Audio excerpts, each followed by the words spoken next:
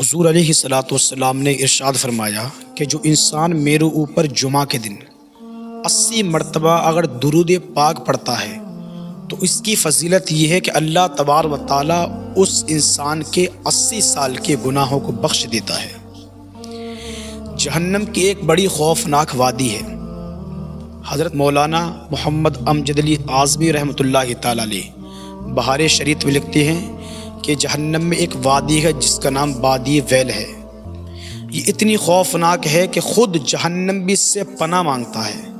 جہنم بھی یہ کہتا ہے کہ اللہ تو نے اس وادی کو میرے اندر کیوں سما دیا؟ اور یہ ان لوگوں کو ٹھکانہ ہے جو نماز کو جان بوجھ کر چھوڑا کرتے تھے۔ انہیں پتہ تھا کہ نماز کا وقت ہو گیا تو وہ ادھر سے اذان کی آواز سنتے ادھر سے نکال دیتے۔ انہیں موقع تو بہت ملے نماز پڑھنے کے، لیکن کبھی انہوں نے نماز نہیں پڑھی۔ جان بوجھ کر نماز چھوڑنے والوں کا انجام یہ ہوگا۔ ایک اور روایت میں ہے اگر اس وادی میں دنیا کے جتنے بھی پہاڑ ہیں اگر سب کو اس کے اندر ڈال دیا جائے تو سب تھوڑی دیر میں اس کی گرمی سے پگھل جائیں گے۔ یہ ان لوگوں کو ٹھکانہ ہوگی جو نماز میں سستی کرتے۔ وہ سوچتے کہ بھئی چلو نماز پڑھ لیں گے، نہیں کل پڑھ لیں گے، کل تو تمہیں پتا ہے کسی نے نہیں دیکھا۔ یہ جو لفظ ہے نا کل پڑھیں گے، کل کسی نے نہیں دیکھا، تو یہ ان لوگوں کو ٹھکانہ ہوگا جو نماز کو جان بوجھ کر چھوڑتے تھے اور نمازوں کی قضا کرتے اور نماز میں سستی کرتے۔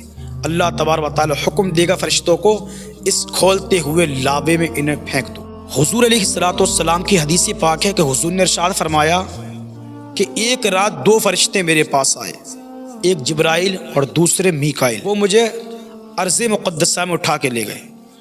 وہاں میں نے ایک بڑا عجیب و غریب منظر دیکھا۔ یہ حضور فرما رہے ہیں، اور منظر کیا تھا؟ حضور فرماتے کہ ایک شخص لیٹا ہوا ہے اور دوسرا شخص کھڑا ہوا ہے، اس کے سرہانے اس کے ہاتھ میں بڑا بھاری پتھر ہے۔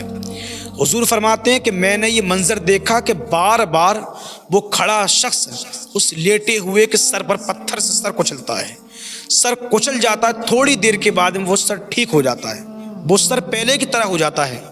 کچھ دور حضور علیہ الصلوۃ والسلام چلے تو حضور نے فرشتوں سے پوچھا، فرشتوں یہ کون انسان ہے، اس کا گناہ کیا ہے، اس کا جرم کیا ہے؟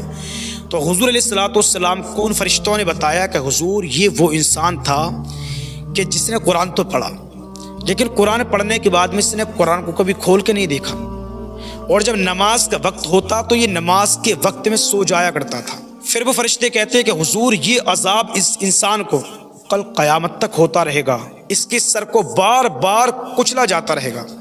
آپ اندازہ لگائیں بے نمازی کی اتنی بڑی سزا ہے۔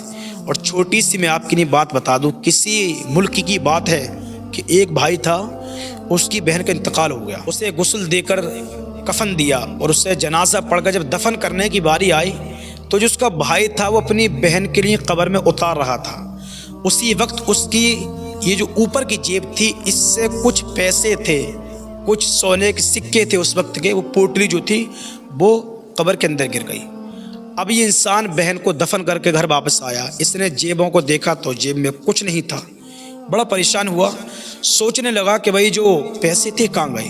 جب اس نے ذہن لگایا تو اسے یاد آیا کہ ہاں میں نے آج صبح بہن کو دفن کیا، یہ شاید وہیں وہ پیسے میرے گر چکے ہیں۔ اب اس نے سوچا ابھی تو دن ہے، اگر میں اس وقت جاتا ہوں قبر کھودنے تو لوگ کہیں گے دیکھو بھائی ہو کر بہن کی قبر کھودتا ہے، اگر وجہ پوچھی مجھ سے کسی نے تو پھر میں کیا جواب دوں گا؟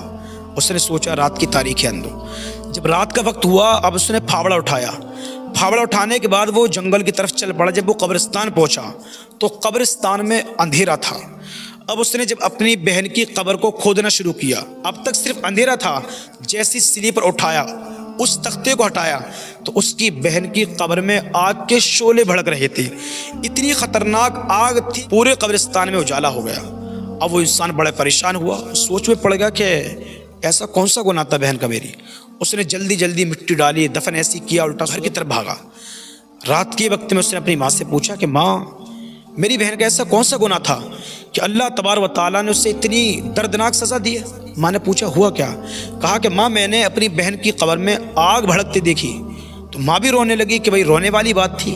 ماں نے کہا بیٹا کیا بتاؤں، تیری جو بہن تھی نماز کی پابند تھی، لیکن کبھی اس نے نماز کو وقت پر نہیں پڑھا، نماز تو پڑھتی تھی لیکن کبھی اس نے وقت پر پڑھا ہی نہیں، اور میں ظہر کی، عصر کی، مغرب میں، یہ اس کا رویہ تھا۔ میرے بھائیو آپ اندازہ لگائیں، جب نماز کو آگے پیچھے پڑھنے والے کی سزا یہ ہے کہ اللہ دنیا ہی میں اس کی قبر میں آگ کو بھڑکا دے، تو پھر آپ کو سوچنا پڑے گا کہ آپ کتنی نماز پڑھ رہے ہیں۔